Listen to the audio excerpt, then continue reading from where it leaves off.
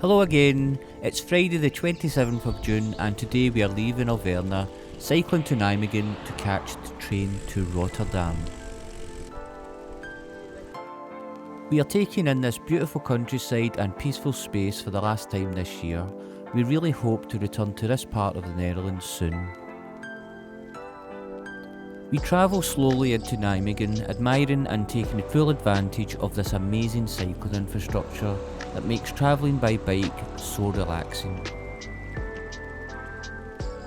Appreciating the way everything is laid out, like it's always been this way, so that everyone can move around without any confrontation. We cross over the canal and pass through Harbour, which is a more suburban area with lovely houses and shop fronts. This area has a good feel to it and comes across as a good place to stay. I think next time we are in this neck of the woods we will try and find accommodation closer to Nijmegen. Here seems nice. Big brand bike shops seem out of place in a country with so many independent shops. The great thing about travelling by bike is that you get to look around and take in everything around you. Lots of interesting architecture to spot, old and new.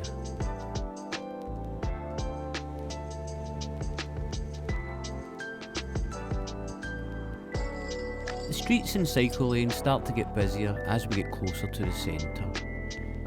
Here we see what looks like an old railway yard building on the right. I like how the bus lane and cycle lane are integrated into this space. We arrived at the station and purchased our tickets before I rushed us onto a train that was just about ready to leave. This turned out to be the wrong train, so we changed it over in Amsterdam with Claire now in charge of train decisions. Now that we are heading in the right direction, we can relax and take in more of the beautiful countryside as we hurtle by. When we arrive in Rotterdam, we spot the Eurostar on the other platform. We dream about how good it would be to travel by train all the way here from Glasgow. A city's railway station should make a statement, and Rotterdam Central does exactly that. It definitely feels like we have arrived in a cool city.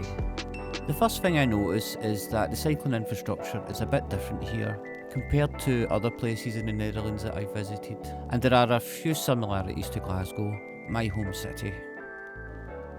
Our apartment for the next few days was only a few minutes away from the train station, and after a bit of hassle booking in, we eventually get to a room. We soak in the city view for a moment, enjoying this great view of the tram line before heading out on foot to explore.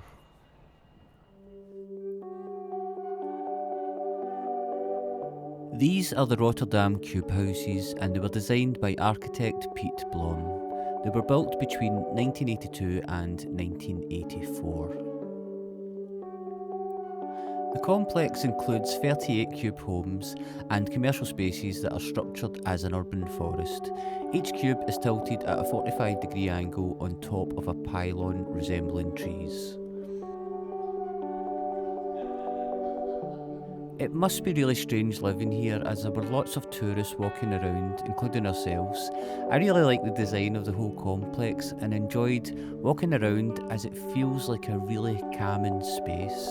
Even though it was a ridiculously warm day, it did feel quite cool in this open communal space. It feels a bit like a forest clearing, and that can be quite welcoming and relaxing as the buildings also shelter us from the city noise outside. A living environment where you forget the word living. We then decided to tour the art cube, and for a small fee we made our way up the spiral staircase to the house that is now used to display art from local artists. The art merges with the interior and forms part of the house. Admittedly, some of the rooms are a bit creepy inside, but it is fascinating to see how the building looks and feels. Apparently you lose quite a bit of practical living space in this design, although the rooms do feel quite spacious. The attic room is definitely my favourite, and I could spend hours up here surrounded by some nice plants. If this was my house, I would definitely be turning this into a bedroom. It's the perfect ratio of light and space, plus the view out of the window isn't that bad either. We then headed along to a place called Copper Branch for dinner. It's only a couple of blocks away from our apartment and it's 100% vegan. After that we chilled out for the rest of the evening in the apartment. The next day we set out on foot again to have a look around. There was a promotion event going on for the TV show Squid Game 2 that had just been released on Netflix. We then visited Mark Val. This massive structure is a residential and office building with a market hall underneath. The artwork on the roof constantly encourages you to look upwards. The complex houses 228 apartments spanning over this huge retail space with a 4-storey parking garage hidden underground. Then we had a look at some interesting apartment buildings and these well-designed underground recycling bins. There is just so much to see walking around these busy and fascinating streets. We went back to our apartment for a bit, then went to this nice pizza place for dinner later that evening, grabbing some snacks on the way home. The next morning I headed out myself to explore on my bike. There has been a heatwave this week in the Netherlands, so the cooler mornings and evenings are the best time to get out on the bike to explore. The city had a different feel this morning and it's good to see everyone setting out to start their day. I was really keen to look around for more infrastructure and there was one thing in particular I was excited to see. This is Erasmus and it's known locally as the Swan. Designed by Ben van Berkel, it was opened in 1996. It's a traffic, tram, cycle and pedestrian crossing. I will talk a little bit more about it later in this video. It's great to see all these different engineering wonders as I travel around on this beautiful morning. This old railway bridge blows my mind. I then head up and over Williamsburg, heading back into the busy shopping area that we are staying at for now. As I said before, there is a heatwave going on just now and it's better to go out on the bike first thing in the morning and later on in the evening. It's also good to cycle on the precincts just before the shops start to get really busy. We decided to go out for a walk in the midday heat to have a look around and explore. Let's see what we can see. Quite like the look of these old trams, although it does look like I'm in the way of these cyclists. I tend to run from shade to shade when the sun is this warm.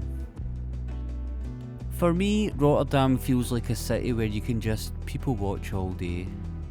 Some of the buildings are really interesting as well. We haven't looked at a map and are just seeing where our feet take us. Quite like this little bike hanger and some of these more interesting bikes that are locked up. I always like to see a vintage Peugeot bike as this was my first proper childhood bike. With some nice plants outside, the streets and houses around here can be quite interesting. We then stumble across this interesting building that's called the Art Depot Museum. I think it looks really cool from the outside. It's situated in an area named Museum Park that has several museums.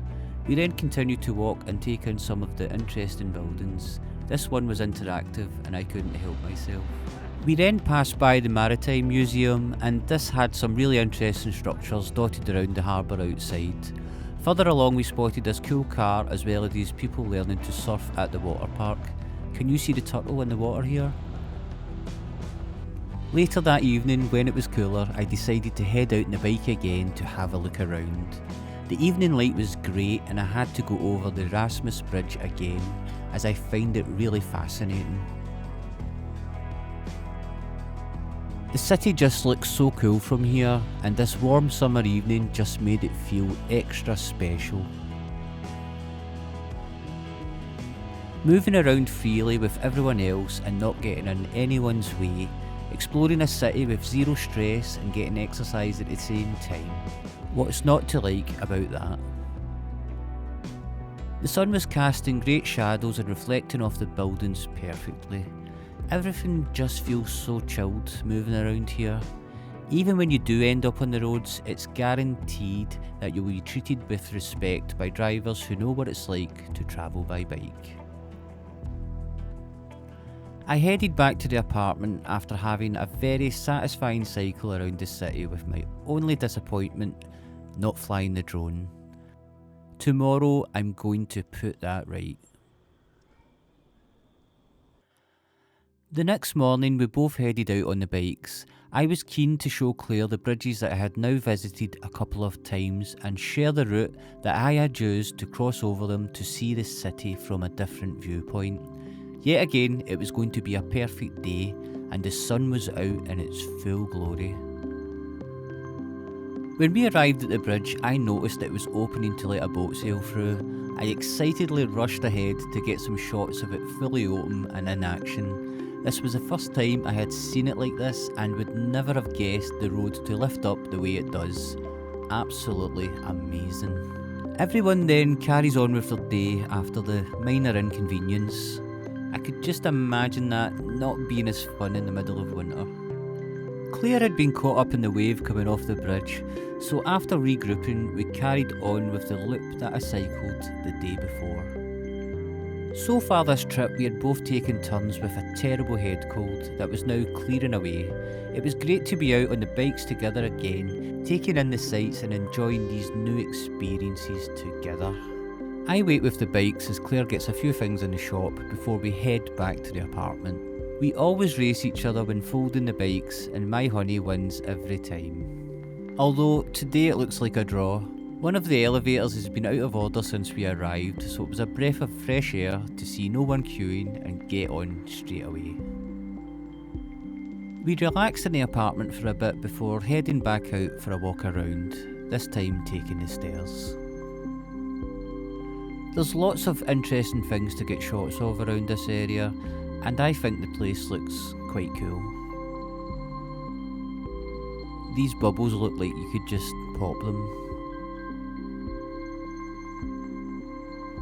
We had lunch on this wall outside the train station, watching all the trams and cyclists moving around. There was a few close passes with the trams, but it was worth it to be in the shade. We walked around a bit more, taking in some of the sights and buildings on this super hot day. Later that evening I went back out on the bike. The light was perfect and the temperature was just right. Rotterdam has been great and this was our last evening here. The streets had a calm energy about them that makes it safe to move around. I headed back on my faithful route that uses these amazing bridges to take us over the new Maas. The Erasmus Bridge is named after Desiderius Erasmus, who was a prominent Christian Renaissance humanist, also known as Erasmus of Rotterdam. The Erasmus Bridge is Rotterdam's most important landmark and was looking absolutely stunning on this beautiful summer evening. Even though I had been out this way most nights during our visit to Rotterdam, this evening in particular felt magical. The light was just right and I managed to capture some of that magic as I cycled on my route. The Koningshaven Bridge is a vertical lift bridge that was built in 1927 as part of the Breda Rotterdam Railway. The line was decommissioned in 1993 and plans to remove the bridge were met by protests from local residents. The line was removed but the bridge stayed and is now a Rijksmonument heritage site. Then the road turns on to Williamsbrug. This bridge is a second Williamsbrug. The bridge has two 50-metre high red beams that support the road deck. It was designed by Cor Vierling and was completed in 1981. Its predecessor was designed by Z.B. van der Tak and it was named after King William III. It was opened in 1878. When leaving the current bridge, the road immediately turns right. This is due to local residents and urban planners objecting to the old harbour being filled in to accommodate a highway. I then headed back to the apartment, satisfied with this evening's cycle and filming. The city has been enjoyable to visit and hopefully we will be back here soon as there is so much more to see. For now, it's time to get some rest as tomorrow we are heading to Zaandam. Join us next time as we travel to Zaandam, staying in this amazing hotel for a few nights. We visit Amsterdam for the day, and on our last day we cycle to Emuiden to catch the overnight ferry to Newcastle.